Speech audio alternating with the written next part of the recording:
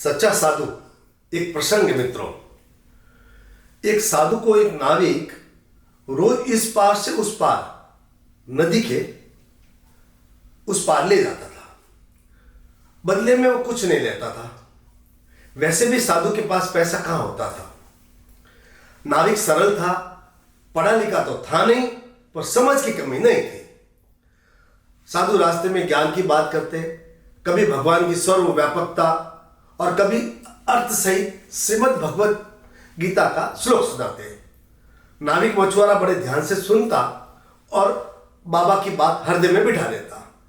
एक दिन उस पार उतरने पर साधु नाविक को सहज ही अपनी कुटिया में ले गए और बोले, वत्स, मैं पहले व्यापारी था, धन तो कमाया था, पर अपने परिवार को आपदा से नहीं बचा पाया।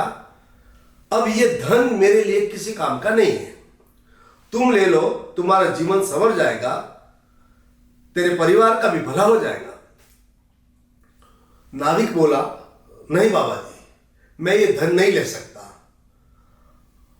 मुफ्त का जो धन है, घर में आते ही आचरण बिगड़ जाएगा, कोई मेहनत नहीं करेगा, आलसी जीवन, फिर लोभ, फिर लालच और पाप बढ़ाएगा। आप ही ने तो मुझे ईश्वर के बारे में बताया। मुझे तो आजकल लहरों में भी कई बार वो नजर आया है। अब मैं उसकी नजर में ही हूं, तो फिर अविश्वास क्यों करूं।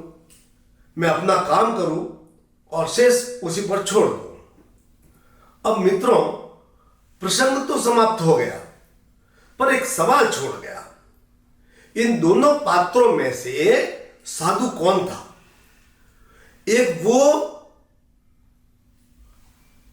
जिसने दुख आया तो भगवा पहना, संन्यास लिया, धर्म ग्रंथों का अध्ययन किया, उसको याद किया और समझाने लायक स्थिति में आ गया। फिर भी धन की जो ममता है वो नहीं छोड़ पाया और सुपात्र की तलाश करता रहा। और दूसरी तरफ वो निर्धन नाविक, सुबह खा लिया तो शाम का पता नहीं, फिर भी पराये धन के प्रति उसकी कोई ललक नहीं। संसार में लिप्त रहकर भी निर्लिप्त रहना आ गया। भगवान नहीं पहना, संन्यास नहीं लिया, पर उस पर ईश्वरीय सत्ता में विश्वास जम गया। अब श्रीमद् भगवद गीता के श्लोक को ना केवल समझा है उसने, बल्कि उन्हें व्यवहारिक जीवन में कैसे उतारना है वो भी सीख गया। उस श्लोक को अपने आचरण में लिया और पल भर में धन के मोह को ठुकरा दिया। कैसे? पर धन पत्थर जानिए, पर नारी मात समान, इतना किए न हरि मिले तो तुलसी झूठा जान। वास्तव में वैरागी कौन है? दोनों का तुलनात्मक अध्ययन करके मैंने बताया है।